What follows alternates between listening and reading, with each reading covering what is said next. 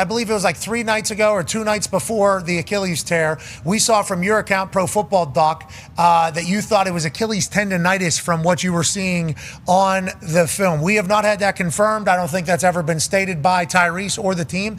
But why do you say that whenever you watch it? And is that different than a calf strain, or is that a continuation of a calf strain?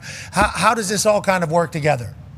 They are all related, and thank you for pointing out that I have not examined Haliburton. This is off of video and off of what we call insider knowledge about injuries, not insider information. So after game 2, you remember he limped quite a bit coming off the podium, and before game 3, he was seen with kinesio tape and different tape on his right leg. That's when we opined that it was likely Achilles tendonitis, which is microscopic injury tearing to the Achilles tendon.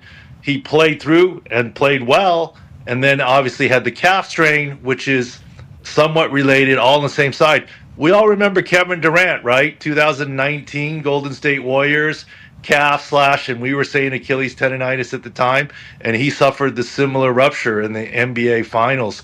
So it is related, but, you know, I don't like how people look. Haliburton, the Pacers knew what was going on. This is not a surprise to them. If we at Sports Injury Central can know this from afar after game 2, that there is some risk of Achilles tendon rupture and injury. But this is the NBA Finals. This is the Super Bowl. This was game 7. He'd been playing well leading up to this.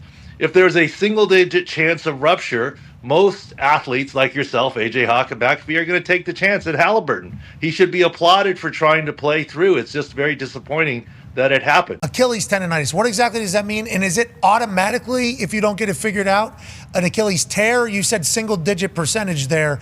What is the science in stats say behind Achilles tendonitis and Achilles tears happening? There is when you have Achilles tendonitis, that is some inflammation and injury to the tendon itself, which makes it potentially more vulnerable to tearing. If your normal chance is 0.01%, you might be 1% or 2% with Achilles tendonitis, right? And, you know, people gave McCaffrey and the 49ers grief for resting and not playing him.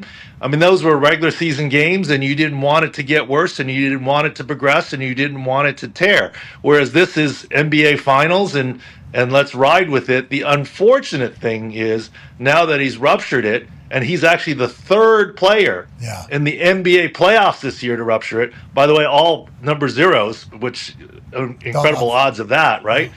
But this means next year, really bad news. The bad news for the Pacers is not losing the NBA Finals. They're going to miss Haliburton basically next year as well. Yeah, heartbreaker. All right, we appreciate you, Doc. Thank you for the information and being on top of it. Ladies and gentlemen, at Pro Football Doc, worth a follow, Dr. David Chao. Yeah, dog.